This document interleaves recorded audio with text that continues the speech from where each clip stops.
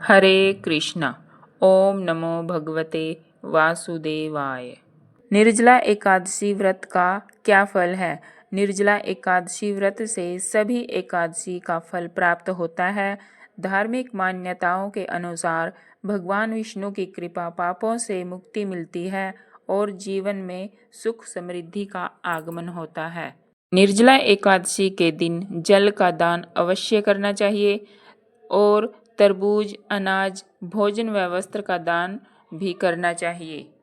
निर्जला एकादशी के दिन सुबह स्नान करके पीले वस्त्र धारण करें और सूर्य देव को अर्घ्य दें और उसके बाद भगवान विष्णु जी की पूजा करें और व्रत का संकल्प लें। आइए सुनते हैं निर्जला एकादशी व्रत कथा। एक बार युधिष्ठिर के छोटे भाई भीमसेन जी ने श्री व्यास जी से पूछा, हे मुनि, हे भूदेव, भ्राता युधिष्ठिर, माता कुंती, धनुर्धर अर्जुन व नकुल सहदेव और द्रौपदी एकादशी के दिन व्रत करते हैं और वह मुझसे भी एकादशी के दिन अन्न न ग्रहण करने को कहते हैं। मैं कहता हूँ कि हे भाइयों, मैं दान कर सकता हूँ, अत्यंत भक्ति पूर्वक श्रद्धा से हरि का पूजन भी कर सकता हूँ। भूखे रहने की बात मेरे बस की नहीं है। श्री व्यास जी ने कहा, हे पांडुपुत्र, यदि तुम स्वर्ग को अच्छा और नर्क को बुरा समझते हो तो प्रत्येक माह में आने वाली दोनों एकादशियों के दिन अवश्य व्रत किया करो। भीमसेन जी ने कहा, हे पितामह, आप कहते हैं कि हर माह की दोनों एकादशियों को अन्न ना खाया करूं, किंतु पूरे दिन उपवास करना तो दूर, मुझसे एक समय भी भूखा नहीं रहा जा सकता। फिर भी यदि मैं प्रयत्न करूं तो वर्ष में एक दिन अवश्य कर सकता हूं।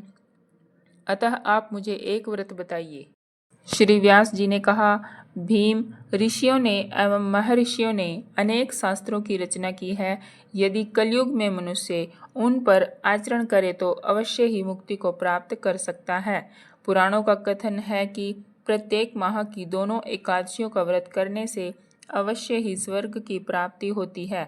फिर भी हे भीम, कृष्ण और मिथुन की संक्रांति के मध्य में जेठ मास की शुक्ल पक्ष एकादशी को निर्जला एकादशी कहते हैं। तुम उसी निर्जला एकादशी का व्रत करो। इस एकादशी में जल का प्रयोग आचमन में 6 मासे से अधिक नहीं होता है, क्योंकि इससे अधिक जल का प्रयोग करने की गणना मद्यपान से हो जाती है। और इस दिन भोजन ना करें, क्योंकि इससे व्रत नष्ट हो जाता है। यदि सूर्योदय से सूर्यास्त होने तक व्रती जलपान ना करे तो उसे 12 एकादशी के फल की प्राप्ति होती है।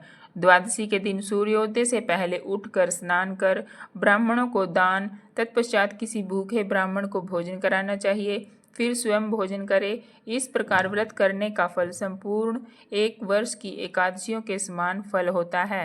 हे भीमसेन, स्वयं हरि ने मुझसे कहा था कि इस एकादशी का पुण्य समस्त तीर्थों और दानों के पुण्य के समान होता है।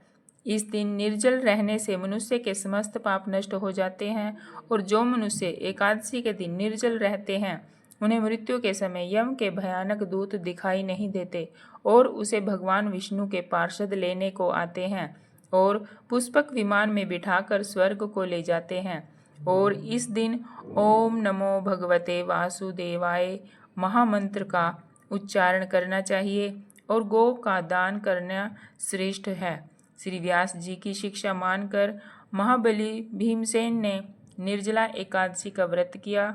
इसीलिए इस दिन को भीमसेन या पांडव एकादशी के नाम से भी संबोधित करते हैं। निर्जल व्रत करने से पहले भगवान विष्णु जी की पूजा करनी चाहिए और हाथ जोड़कर विनय करे कि हे भगवान, मैं आज निर्जला एकादशी का व्रत करता हूँ, आप मेरी मनोकामना पूर्ण करें। जो मनुष्य इस व्रत को प्रत्येक पहर को स्नान करके तप इत्यादि कर्म करते हैं उन्हें स्वर्ग के दान का फल प्राप्त होता है और जो मनुष्य व्रत के दिन यज्ञ होम आदि करते हैं उनके पुण्य फल का वर्णन भी नहीं हो सकता। इस व्रत के करने से मनुष्य विष्णु लोक को प्राप्त करता है।